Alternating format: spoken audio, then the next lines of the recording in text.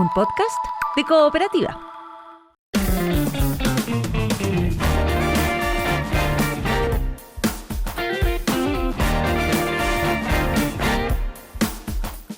Este caso de los niños haitianos ha conmocionado y tiene muy preocupado a todo el país. Es un caso realmente, si uno se pone a pensar qué puede estar pasando con esos niños que ingresaron de manera irregular entre el 2023 y 2025, puede dar hasta escalofrío, ¿eh? Hay cohecho, falsificación de instrumento público, trata de personas, son los eventuales delitos sobre este caso.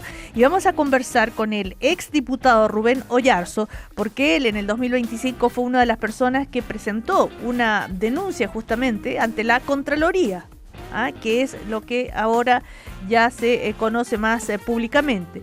Pero además él pudo ver ahí in situ lo que sucedía, porque estuvo en el aeropuerto, pudo observar la entrada de estos niños. ¿Cómo está Rubén Oyarzo? Muy buenos días.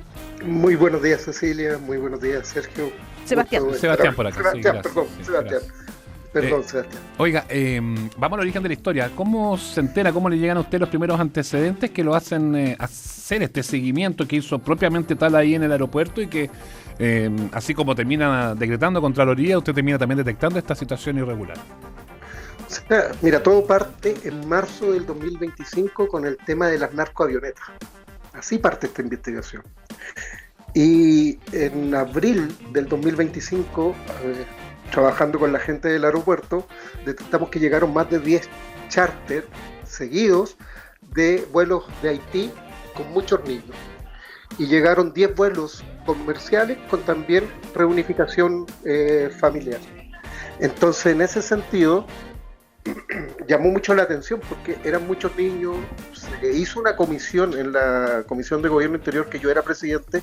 Citamos en ese entonces al ministro del Interior, que era Álvaro Elizalde, y citamos también al director de Migraciones, Luis Taller, para que nos explicara lo que estaba pasando. En base a eso, yo seguí en contacto con la gente del aeropuerto y ahí me dan el dato que en octubre llegaba un charter con vuelos con más de 124 niños, que llegaba el 14 de octubre del 2025 con 150 personas a bordo y 124 eran los niños. Y eso yo fui a verlo directamente al aeropuerto. ¿Cómo y fue ahí eso? pasaron muchas cosas. Primero, Rubén, si se puede poner en un lugar donde haya menos ruido. Sí, perdón. No hay problema. Ellos no saben lo que estamos, pero es un tema complejo. Es un tema súper complejo, sí, pero ya estoy. Sí. Ya. Entonces, usted llega al aeropuerto y es verdad que estuvo ahí como, no sé, ¿cuántas horas estuvo esperando este vuelo? El vuelo se retrasó más de 12 horas. No aparecía en las pantallas del aeropuerto Nuevo Pudahuel.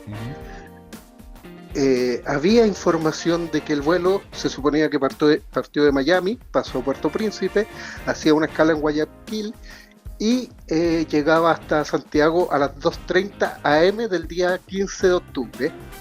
Sin embargo, el vuelo hizo una parada inesperada en Lima y el vuelo llegó alrededor de las 12 del día siguiente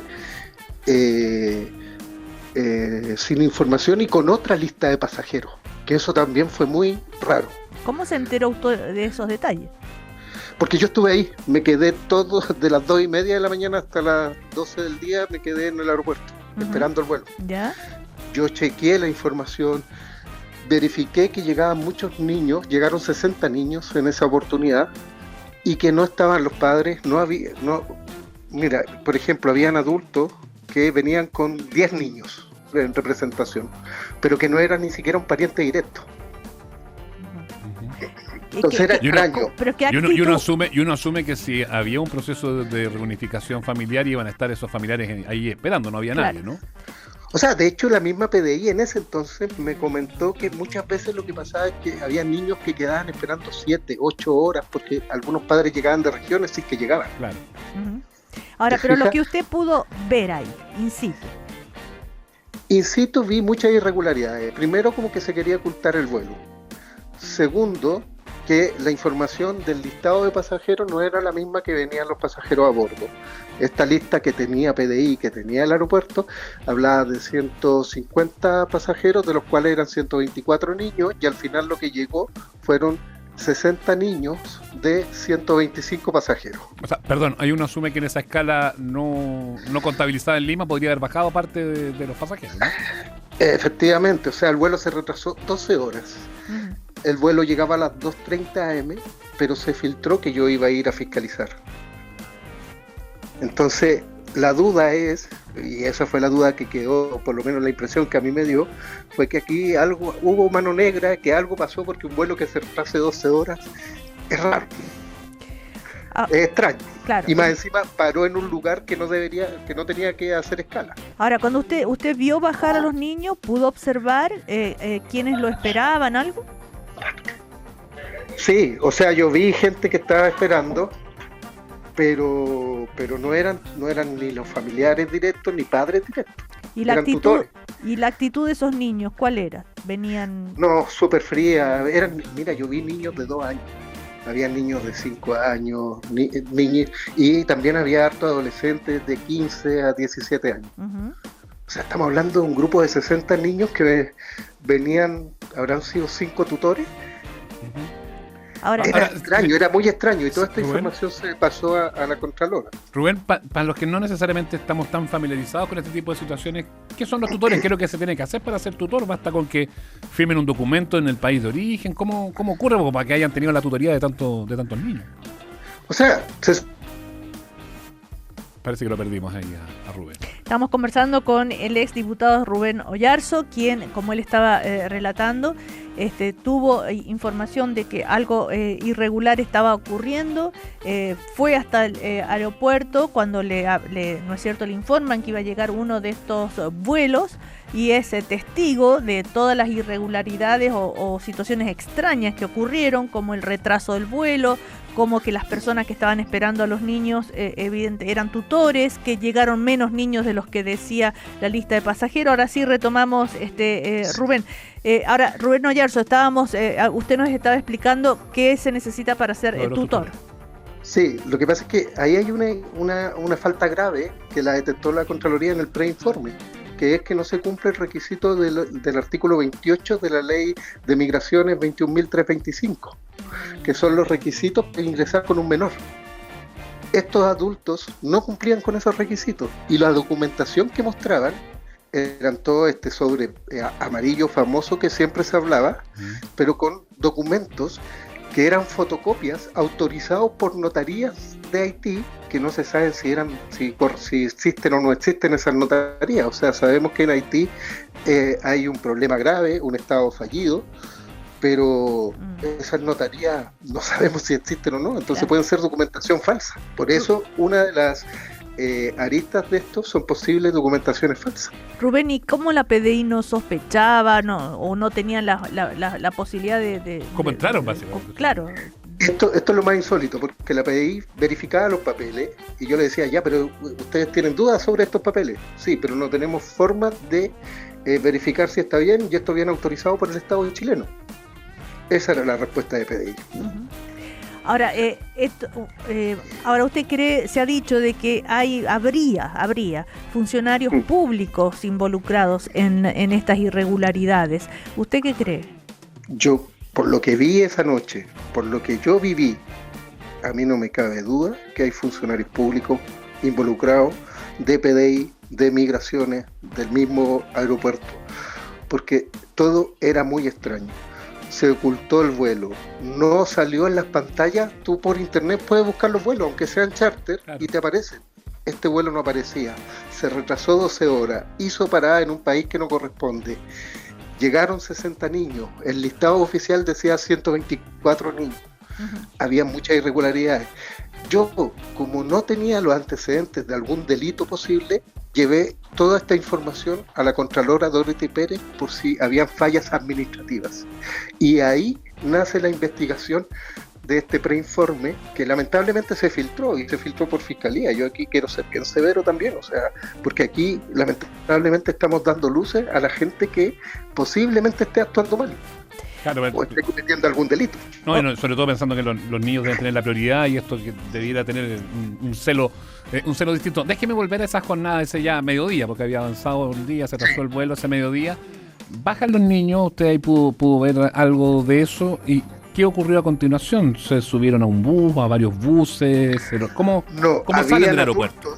Habían adultos, la mayoría hombres, esperando fuera del aeropuerto, jóvenes, yo te diría que hombres entre 20 y 30 años, más no, esperando a los niños. Yo me quedé esperando hasta que salieran los niños cuando tú sales del aeropuerto, porque tienen que hacer todo un trámite bien engorroso, bien lento, no es rápido. Pero yo me quedé esperando para ver la reacción de los niños. O sea, yo soy papá. Cuando mi hijo no me ve y yo viajo, por ejemplo, y mi hijo no me ve en un mes, cuando me encuentro con mi hijo, corre a abrazarme. Aquí no había ninguna reacción de cariño, de amor, de que un padre o una madre con sus niños. No había. Perdón, ¿y estos adultos eran presumiblemente haitianos, chilenos o de otra nacionalidad? No, eran haitianos, de hecho hablaban el idioma de ellos. El creole. Sí. Ya. Ahora, esta denuncia, este preinforme que conocimos ayer y que nos ha impactado tanto, que dio a conocer la Contraloría, tiene su origen entonces en la denuncia, en esa denuncia que usted le llevó a Dorothy Pérez. Sí, efectivamente. O sea, todos los datos que entregué de ese vuelo particular que era de la aerolínea, mira, lo otro raro era la aerolínea, porque la aerolínea era Caribbean Sun Airlines, que tiene una sede en Puerto Rico y que operaba vuelos regulares, pero que la aerolínea ya no tenía operación en ese entonces. Ajá. Entonces era raro que llegara ese vuelo. Ese avión nunca había entrado a Chile. Lo cambiaron, decíamos nosotros, pero después eso queda en la investigación, porque nosotros quedamos con la duda, porque ese vuelo no estaba ni siquiera registrado en Chile. Estamos conversando con el exdiputado Rubén Oyarzo. Rubén, cuando la primera vez que a usted le llegan, ¿no es cierto?, o le llama la atención o decide ir a averiguar más, ¿cuál fue la primera señal que recibió usted de que algo estaba pasando? ¿Quién se lo dijo? ¿Quién le advirtió? A mí, lo que pasa es que vecinos de Quilicura me decían que había aumento de migrantes haitianos, y en una conversación con el alcalde Felipe Muñoz de Estación Central me hizo el comentario que había muchos comerciantes haitianos en la Plaza Argentina, donde está la Estación Central, y a él le llamaba mucho la atención, y eso fue en marzo, y en abril llegaron estos charters. Pero muchos comerciantes haitianos adultos, el tema era... con familia. Con familia, o sea, con niños. Sí, claro. Ya. O sea, asumimos que eran su familia, o sea, no teníamos información respecto a eso, pero asumimos que era familia. Ahora, se ha especulado mucho con los niños, con qué puede haber ocurrido. Desde o sea, todas bien terribles, algunas incluso escabrosas, que no vale la pena ni siquiera mencionarlas. O sea, a juicio suyo, con lo que se ha investigado, es cierto que las herramientas tendrá que tenerla la justicia ahí a la mano para poder hacer. Pero ¿qué calcula usted con lo que ha podido investigar que puede haber ocurrido en esta situación? O sea, yo creo que estamos en un caso de corrupción, primero que todo. Sí. Donde hay funcionarios públicos involucrados, no sé a qué nivel, y de hecho el mismo fiscal dijo que se quedó corto en la cifra, hablaba de 200 niños, recordemos que cada vuelo trae 200 personas, 150, 200 personas, y en cada vuelo venían más de 100 niños, y yo el vuelo que fiscalicé venían 60 niños, se llegaron 10 charters solamente en abril, con 60 niños son 600 niños, no sabemos qué pasa. Yo de verdad quiero que la justicia haga su trabajo, que se sepa la verdad y que se ubique dónde están los niños. Aquí la prioridad es dónde están los niños, saber qué pasa con esos niños. Yo de verdad que no me atrevo a aventurar lo que pienso, claro, porque sería irresponsable de mi parte, pero sí yo podría imaginar lo peor. ¿Usted cree que hay un negocio detrás de esto? Porque ¿quién financia todo esto? Totalmente, porque un charter te sale $120,000. ¿Quién lo paga? Primero que todo, nadie sabe en quién costea ese charter. Ajá. Los papás haitianos es difícil que entre todos junten esa plata. O sea, siendo bien realista Claro. y siendo bien sincero. Ajá. ¿Quién le paga a los tutores? Porque de hecho, el preinforme sale que hay 12 adultos que se repetían, que salían y entraban del país. Ujú. O sea, esto es un negocio. Podría estar ¿Para de... qué? Mm. Desconozco. Claro, Claro, ¿qué tipo de podría negocio es ser el que po- falta saber? ¿Qué? Podría ser Bueno, explotación laboral, Trata de explotación personas. sexual, trata de personas, tantas Tráfico cosas. Puede de- ser de muchas órganos. alternativas que esperemos Claro. que la justicia llegue a fondo, porque, mire, mi intención acá es que la justicia pueda resolver dónde están esos niños, porque aquí estamos hablando de niños, y estamos hablando de que el Estado de Chile falló, y yo espero que no se politice este tema, porque sería un error echarle la culpa a un gobierno a otro. Aquí estamos hablando que el Estado falló, que la organización y que las instituciones que tenían que velar que esos niños llegaran y se entregaran a sus padres, no cumplió. Porque más encima en el preinforme se detectó que los domicilios son falsos, que hay Así domicilios es. que no existen. Así es. Entonces, Podríamos imaginarnos, yo sé que es la justicia la que va a determinar aquello y hay toda una investigación en curso, pero teniendo en cuenta cómo están las cosas, no solo a nivel ya en América Latina, en general, ¿el crimen organizado puede estar detrás de esto? yo creo que sí. Sí, totalmente, por las cifras que se manejan. Ustedes saben que la trata de personas, la trata de niños es un negocio muy lucrativo en el mundo. Y yo espero que Chile no esté en eso. Por eso yo hice esto, por eso yo fui a donde la Contraloría, por eso yo seguí la institucionalidad. A mí me llegaron las denuncias, yo fui a fiscalizar, estuve presente, vi irregularidades y la presenté como corresponde. No vi delito, porque si no habría ido a fiscalía, pero sí vi falla administrativa y por eso le pedí a la Contralora que inicie esta investigación. Y de verdad que fui bastante insistente con la Contralora, porque para mí aquí la prioridad son los niños. Oiga, Rubén, ahora hay, el tema explota, se hace público, en el Congreso, donde usted estuvo hasta el mes de marzo, se han anunciado comisiones investigadoras, en fin. ¿Ha tenido contacto, comunicación con autoridades de hoy como para entregar también los antecedentes que usted tiene, antecedentes que incluso no, a lo mejor no necesariamente haya revelado en esta o en otras conversaciones con la prensa? El día de ayer hablé con la Contralora General de la República y hablé con el director Franz Sauerwein, que fuimos colegas como diputados. Él hizo la denuncia en fiscalía y quedamos de juntarnos para entregarle más antecedentes del tema. Cortito, Rubén, usted al comienzo hablaba de que se había juntado en un comienzo con personas de la DGAC, de la Dirección Sí. General de Aviación Civil, por ver el tema de las narcoavionetas.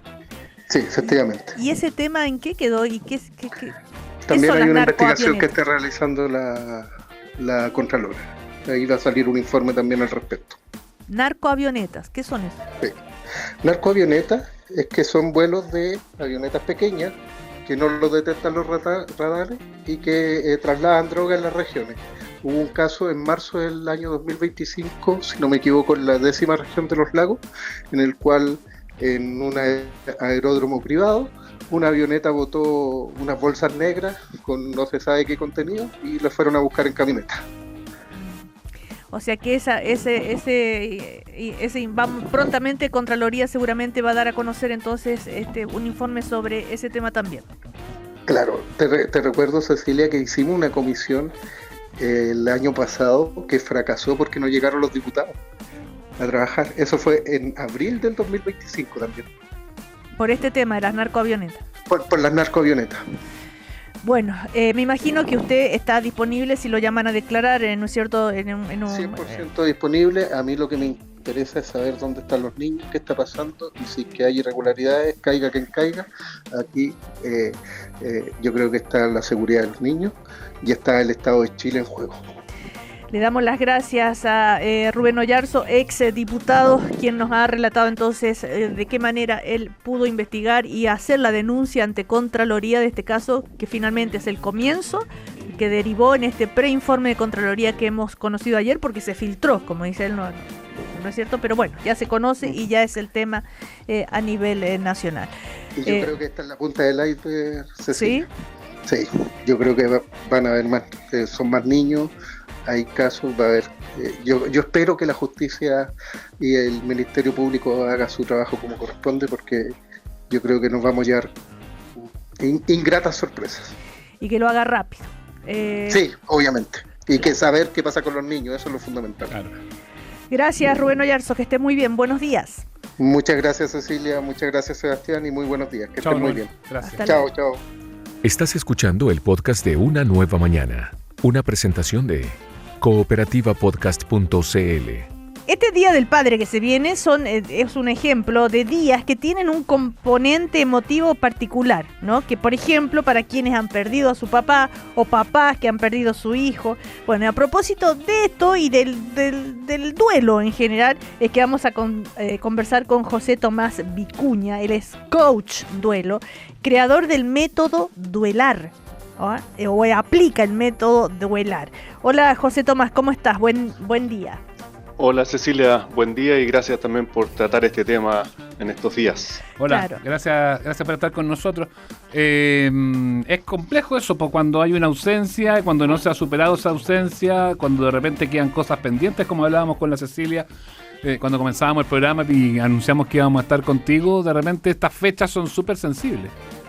Claro, por un lado vemos en las redes sociales y es esperable que nos invitan a celebrar con nuestro papá, a invitarlo a estar con él, pero ¿cuántas personas su papá falleció hace semanas, hace meses, años y no están? O también, como decían al comienzo, también es duro para aquellos padres que perdieron un hijo, que pueden tener otros, pero bueno, falta uno. Y este es un día que más que para celebrar, es para recordar, conmemorar para todas aquellas personas. Y por eso es importante también como hacer las partes y que no son únicas, sino que hay muchas personas que están en lo mismo. José Tomás, ¿en qué consiste el método Duelar? Yo generé este método, bueno, en base a mi experiencia. Yo he acompañado más de 15 años antes como sacerdote a personas que están en dos contextos de exclusión, pero hoy día fundamentalmente acompaño a personas que perdieron un ser querido y están buscando herramientas concretas para poder sostener el dolor. Hay una creencia que el duelo dura un año o que se termina, y decir, mira, eso es falso. Yo tengo personas de semana y de más de 30 años en duelo que acompaño hoy día. Y duelar lo tengo como un verbo por lo mismo, porque es algo que no termine, que hay días buenos, malos. Obviamente todas las personas se quieren sentir mejor. ¿Y cómo puedo sostener e integrar este dolor? Y cada letra de duelar significa algo, entonces duelar también es un acrónimo. Por ejemplo, la U, ubicar las emociones. A veces el duelo se vive con tristeza, pero también a veces con culpa, con envidia. Por ejemplo, este domingo puedo vivirlo con envidia frente a otras personas que van a estar con su papá, con rabia porque se fue antes. Y no sé, la R, ritualizar, que puede ser algo para este domingo. Los ritos nos ayudan a conectar y al final, frente a la muerte, yo no termino el vínculo. Yo busco la forma de continuar el vínculo y puede ser a través de un objeto, a través de prender una vela, de escribir una carta, de visitarlo en el cementerio. Y en eso el método Duelar busca entregar herramientas a las personas en 3 meses mediante la combinación de metodología. Yo tengo sesiones individuales, talleres grupales y pueden verlo en las redes sociales. Mi cuenta es Programa Duelar, tanto en YouTube como en Instagram. Ya. Y a propósito de las herramientas, bueno, algo decías por el acrónimo, ¿no? Y por lo que quiere decir una de las palabras de Duelar, pero concretas o ejemplos que se pueda graficar de lo que les aconsejas o le entregas a las personas para duelar bien. Sí, por ejemplo, una cosa muy concreta son los ejercicios corporales, la respiración. La respiración, ¿cómo estás respirando? Hay una respiración que es de angustia, hay una respiración que es de culpa, hay una respiración que es de rabia. Entonces muchas veces la gente dice, quiero sentir paz. Y yo comienzo con un ejercicio, a ver, ¿cómo respirarías paz? A ver, inspira, ¿cuánto rato? ¿Cuánto rato expiras? ¿Cuánto mantienes? A ver, lleva tus hombros a una posición de paz, lleva tu estómago a una posición de paz. Bueno, acá tengo una herramienta concreta de cómo a través de la respiración puedes llevar tu cuerpo y a su vez van a ir los pensamientos a la paz. Otro ejercicio que hago harto es el no pienses. Si yo les digo a ustedes, no piensen en un micrófono de radio, no piensen en un micrófono de radio, no vayan a pensar en un micrófono de radio. ¿En qué están pensando? En el micrófono. Ya, entonces cuando digo, no quiero olvidar, al final voy a pensar en olvidar. Entonces en lugar del miedo, también el miedo es una emoción muy común en los duelos, piensa en los deseos. Quiero recordar, quiero honrarle, quiero estar. Entonces, el no pienses en me va a llevar a la trampa. Son herramientas Claro. muy concretas. Oye. O una última, un mantra. Bueno, ¿qué te quieres repetir? ¿Cuál es la frase que te ayuda a sostener el día? El día, no tienes por qué pensar el resto del año, el día. Ahora, me llama la atención esto, no quiero olvidar, miedo a olvidar, ¿les pasa eso? ¿Las personas que están viviendo un duelo? Sí, porque mira, yo acompaño a personas que estuvieron casadas 70 años con alguien. Y eso es aprender a vivir en singular, digo yo, después de plural. Entonces, mira, no he vivido una mujer, bueno, muchas mujeres, hombres me dicen, no he vivido solo nunca. Porque me fui de la casa de mis papás a casarme y después los hijos y después mi pareja. Y hay un miedo a olvidar su voz, olvidar los olores, olvidar a veces recuerdos y ahí hay que también dar herramientas concretas para acoger primero. El método de duelar siempre busca acoger y validar lo que las personas están sintiendo más que juzgar. Y dice, bueno, ¿por qué tienes ese miedo? Bueno, porque me gustaba esto. Y es cierto que la memoria a veces pierde detalles, o sea, todos perdemos detalles, pero el amor no se pierde. Claro. El amor no se va a perder y decir, bueno, ¿qué quieres recordar? Su olor. A ver, ¿qué perfume usaba? Cómpralo. Yo tengo muchas personas que utilizan el perfume de su pareja o otras que han perdido un hijo y decir, mira, tengo miedo. Bueno, créate un grupo WhatsApp donde tú te envíes todas las cosas que quieres recordar de tu hijo y ese sea un grupo exclusivo porque a veces nos mandan fotos por distintos lugares pero las perdemos. Ahí yo trabajo también en una plataforma que se llama Memo, lo pueden buscar ahí en red, que MMO, que es justamente una plataforma que una persona la administra y puede desde ahí juntar todos los recuerdos, porque si yo me muero, claro, mi señora tiene algunas fotos mías, mi papá, mi amigo de colegio, pero nadie tiene todas mis fotos ni todos mis audios. Entonces, como de una plataforma que junte todo en uno, es una forma de tenerlo, un grupo WhatsApp o esta plataforma Memo. Tú hablabas ahí recién de que hay algunas sesiones que son individuales, otras que son grupales. ¿Cómo abordarlo desde el grupo, del conjunto? Y no lo hablo solamente de las sesiones, sino que lo extiendo un poco muchas veces a lo que puede pasar en los grupos familiares, en los contextos de que va mucho más allá de la pérdida del papá, sino que también es la pérdida del abuelo. Se amplía un poco ese cuadro y cómo vivirlo también en comunidad, siendo que muchas veces los sentimientos son tan personalísimos. Cuando uno pierde un padre, cuando un padre pierde un hijo, son cosas que son de repente que uno las quiere mantener con uno y que cuesta abrirse como para que sean de todos o bien de un grupo al menos. Sí, primero yo digo los duelos están dados por el vínculo más que el parentesco. Porque yo tengo una persona que perdió su mamá, pero no están todos los hermanos en el programa. Claro. Y lo que yo hago en los talleres, porque esto es como un gimnasio, digo yo, mira, acá hay muchas máquinas, entonces vamos a tener sesiones individuales, vamos a tener un grupo WhatsApp, yo tengo un manual de duelo, vamos a tener talleres grupales, y en la medida que participes más, vas a tener más herramientas. Y el lunes, por ejemplo, hablamos de los ritos. Yo hablé un poco de, bueno, en qué consisten los ritos, cuáles son sus características, pero después nos fuimos a salitas chicas, es virtual, yo tengo personas de Europa y Latinoamérica que acompaño, y nos fuimos a la salita a que compartieran ritos, porque lo que hace otra persona me puede ayudar a mí, y más que comparar los duelos es acompañar los dolores, porque yo no puedo juzgar, oye, pero si no es para tanto, si la gente se muere, si ella era mayor, porque yo no conozco el vínculo, no conozco lo que significó el abuelo, el papá, la mamá para esa persona. ¿Y para qué le voy a cuestionar su dolor? ¿Por qué no mejor acompañarlo, validarlo y desde ahí acogerlo y decir, y esto es algo que vamos a vivir todos los seres humanos, o sea, lamentablemente quienes estamos acá nos vamos a morir, o sea, eso es cierto, y probablemente vamos a vivir un dolor profundo, y lo que busco en un dolor profundo es que me acompañen, no que me exijan y que me apuren. Lo otro, perdón Cecilia, lo otro que me llama la atención de abordar este tipo de situaciones es cuando quedaron pendientes, cuando a lo mejor quedó quebrada la relación, cuando hubo algún enojo, algún disgusto, un tiempo que se dejaron de hablar y que no hubo posibilidad de recomponerlo antes de que se produzca la muerte, el desenlace, y que quedan cosas pendientes, que quedan cosas adentro que a veces uno también no sabe muy bien cómo poder abordarlas. Sí, ahí también me toca trabajar bastante, que a veces hay culpa o a veces hay rabia, claro, por cosas que quedaron pendientes. Ahí están los ritos, y en los ritos puede ser la clásica de escribirle una carta, o poner una foto, o ir a verla al cementerio, o gritarle, porque también el duelo puede ser rabia y necesito botar esta rabia de alguna forma.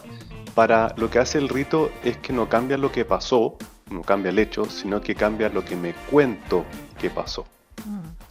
Y nosotros el duelo es muy narrativo y a propósito de los ritos, bueno, justamente este sábado vamos a hacer con grupo de nuestros parques un taller en el Parque El Manantial para tener ritos que puedan ayudar a sostener el día del Día del Padre, y pueden ir personas también que han tenido otros tipos de pérdida. Y el sábado a las 11 de la mañana es gratuito, entonces también invitar a quienes escuchan en un espacio abierto, gratuito, para poder también trabajar. Si es que tengo algo pendiente, lo puedo hacer. Y los ritos nos ayudan a una transformación de algo que siento con una persona. Estamos conversando con José Tomás Vicuña, coach de duelo, creador del método Duelar. José Tomás, entonces, a propósito de lo que decías recién, que depende de cada uno, ¿no? Pero uno podría decir a priori, bueno, es que no es lo mismo el dolor, el duelo por la pérdida de un padre, una madre, que de un hijo, que es, a todas luces pareciera algo mucho más duro, más difícil, o da lo mismo, eso depende de cada uno, o lo tratas distinto, ¿cómo es? Mira, una cosa es comparar los hechos y otra es comparar los dolores. Yo los hechos los puedo comparar porque, bueno, murió quién, cómo, y otro es el dolor. ¿Puedo saber cuánto es el dolor de una persona y compararlo con el mío? Eso es difícil. Y esa también surge de la lógica que, bueno, desde chicos nos comparan, nos ponen notas, premios, después quién es mejor, quién es peor, cuál es la mejor radio, cuál es la peor. El duelo para mí no se compara, se acompaña nomás. Porque si no caemos en la trampa de estar diciendo quién está sufriendo más. Claro. Pero yo en los talleres grupales siempre dicen, mira, ¿sabes qué me he dado? Hoy día un papá que perdió un hijo me dijo, escuchando el lunes me di cuenta que hay otras personas que están sufriendo más que yo. Y él perdió un hijo, de forma bien introspectiva. Entonces... Es que eso quería preguntarte, por tu experiencia, si tú habías percibido que es más difícil superar el dolor cuando se trata de la muerte de hijos o cuando la muerte de padre, hermano, madre. A eso me refería. Entonces, sí, puede darse... Yo creo que ¿ya? ¿Por qué puede ser más difícil? Por múltiples razones. Primero, yo nunca he escuchado a un padre o una madre que me diga, yo sabía que mi hijo iba a morir antes que yo. Es poco común. Claro. ¿Por qué? Porque los seres humanos tenemos un relato. Bueno, mis papás se van a morir y de viejos. Pero bueno, no toda la gente muere así. Por otro lado, obviamente el hijo, bueno, es sangre de mi sangre y voy a estar cuidándolo siempre. Y es un dolor muy profundo porque es alguien que nuevamente quiero continuar el vínculo, pero no está su presencia. Entonces, hay muchos hechos, factores que potencian la pérdida de un hijo que lo hacen más doloroso, lo que no quiere decir que siempre es mayor al que perdió un hijo, al que perdió una madre, un padre, un hermano, porque los vínculos son siempre distintos. Oye, José Tomás, ¿y cuándo, o sea, voy a usar un término, se puede dar de alta a alguien, decir ya, ha hecho el proceso, ya está bien? ¿Cómo se determina eso? Sí, yo lo que hago siempre como un programa, tengo una sesión inicial para evaluar lo que está buscando la persona y yo ver si me puedo comprometer a eso. Y ahí yo lo converso, o sea, si en mi caso es, mira, te sientes hoy día con más herramientas, sientes que puedes también tener mayores espacios de tranquilidad, asumiste que esto es un hecho. Una cosa es aceptar, que nadie acepta la muerte de alguien, porque aceptar es una voluntad, pero asumir o integrar es otra cosa. Entonces, cuando la persona por un lado no tiene una vida paralizada, cuando ve futuro, cuando siente que ha crecido y que tiene nuevas perspectivas sobre su duelo, sobre su futuro, que tiene más herramientas para sostener esto, porque no es que se terminó el duelo, sino que entra en un proceso que continúa desde otro lugar. Y la otra pregunta al mismo tiempo, ¿en qué momento pedir ayuda? Mira, yo tengo personas que han llegado a las 3 semanas y personas que han llegado a los 30 años. Y aún así creo que nadie llega antes, pero sí en un momento en que estoy sufriendo la soledad, en un momento en que constantemente mi cuerpo está agotado, sufre angustia, nadie se salva solo, nadie. Y al mismo tiempo creo que la ayuda puede justamente facilitar el proceso de integración del duelo. Entonces, ¿cuándo pedir ayuda? Cuando sienta que no quiero sufrir más. Claro, y eso también es importante, el aprender cómo a sacarlo, como el buen chileno, echar afuera finalmente estas emocionalidades. A veces si uno no lo hace, es difícil que puedan iniciar un proceso de reparación, ¿no? Claro, y como tú dices, echar afuera, a veces llorando. Tengo Claro. sesiones que a veces las personas, necesitan llorar y las dejo llorar porque eso es botar. O la rabia, sí, claro, la rabia no es mala, el punto es cómo la expreso. Y hay muchas formas de botar la rabia de buena forma. Sea pegándola a la almohada, sea gritando contra un brazo fuerte. La otra vez una mujer me decía, quiero ir a la playa a gritar bien fuerte. Anda y grita todo lo que necesites. Y voy a ir en la mañana porque necesitamos procesar las emociones y no tenemos nunca. ¿Quién ha tenido un curso de emociones en el colegio? Incluso en la universidad. Nadie. De gestión de emociones, de cómo la gestiono. Miren, ahí en mi cuenta en Programa Dular, yo tengo un montón de reels justamente con técnicas para procesar las emociones, los pensamientos, el cuerpo. Si hay algo que es protagonista en el duelo, el cuerpo a través del vacío en el pecho, la presión, la garganta, el cansancio, la confusión mental, se me olvidan palabras, y el duelo es multidimensional, y yo me alegro que tratemos aquí este tema porque bueno, todas las personas que estamos aquí hemos vivido algún duelo en nuestra vida o lo vamos a vivir también. ¿Debería distintas ser formas. parte de los currículum, crees tú, de la educación, la educación de emociones? De todas maneras, mira, el 2028 van a haber más muertes que nacimientos en Chile. Todos los que estamos aquí, lo más probable ya a nuestra edad hayamos perdido un ser querido. Y emocionalmente somos bastante como analfabetos. A veces creemos que la tristeza es solo la emoción del duelo, no, son muchas más. O decir, creemos que la rabia es mala, no. O creemos que la culpa solo es mala y no. Ojo, que la culpa también puede tener algo que me ayude a aprender, o la culpa más empático. O sea, si yo llego y les corto ahora, dicen que falta educación de José Tomás, no, tengo un sentido de empatía, y obviamente está la culpa que juzga, que esa es la que no ayuda, la que paraliza. Y los mismos ejercicios corporales, o sea, cuánto usamos nuestro cuerpo para procesar nuestras emociones, pues sería ideal, porque al final nosotros somos seres que nos movemos por las emociones, por las pasiones. Claro, y eso se nos olvida. José Tomás, otro por último, algo que decirle a esas personas cuando tú estás sufriendo, te pasa algo, te dice, ya, pues Cecilia, tira para arriba. Claro. Como si fuera así una cuestión de voluntad de uno o nada más, ¿no? No sacáis nada con quedarte ahí tirada llorando. Sí, ya, levántate, ya, sonríe, tómate un traguito, tira para arriba. Ese tira para arriba que yo lo detesto. Claro, y tiene un angelito en el cielo, y dije, me da lo mismo, quiero tenerlo acá, y Claro. oye, ya, da vuelta la hoja, bueno, dámela tú. Mira, primero, por lo menos a mí, nunca llegaba alguien a decirme quiero sentirme peor.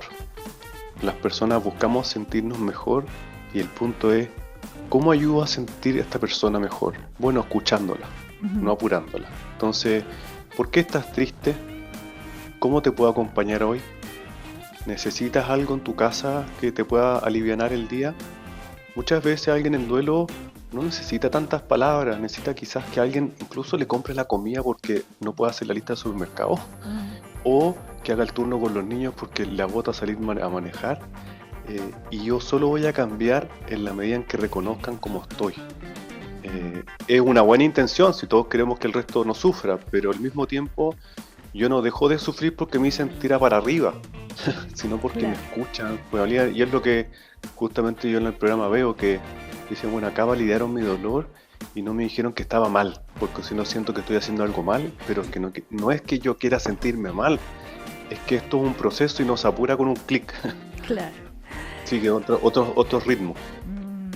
Oye, José Tomás, bueno, para cerrar, decir que el grupo Nuestros Parques, invita a las familias a honrar la memoria justamente este domingo con un taller gratuito de duelo contigo.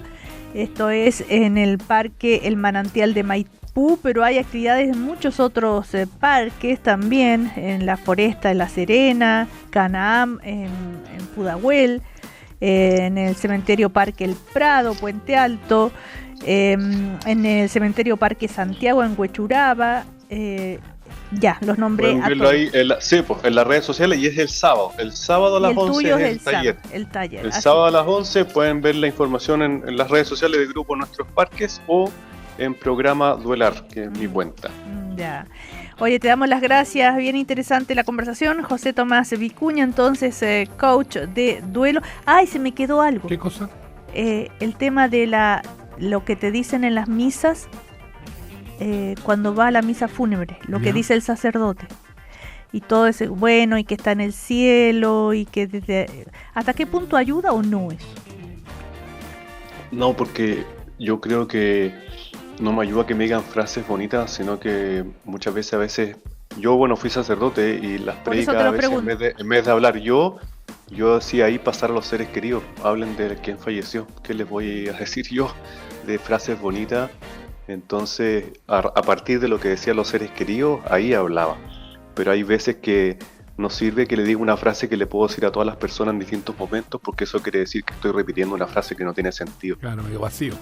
Y ahí yo animaría a escuchar. Ujú. ¿Por qué tiene que el sacerdote siempre hablar él si ni siquiera conoció a la persona? Y hay veces en que es mejor callar y que es mucho más profundo escuchar a quienes conocieron a la persona que a quienes no conocieron a la persona. Claro. Ahora, distinto es la fe, que eso ahí sí puede ayudar a muchas personas, ¿verdad? Claro. Bueno, José Tomás, muchísimas gracias. Gracias estén a muy bien. ustedes por el espacio y por tratar este tema y un saludo a las personas que para este domingo va a ser un día especial. Ya, Gracias, gracias. José Tomás. Que te Chao. vaya bien. Un abrazo, chao. Aquí termina el podcast de Una Nueva Mañana, cooperativapodcast.cl. Otra forma de escuchar Cooperativa.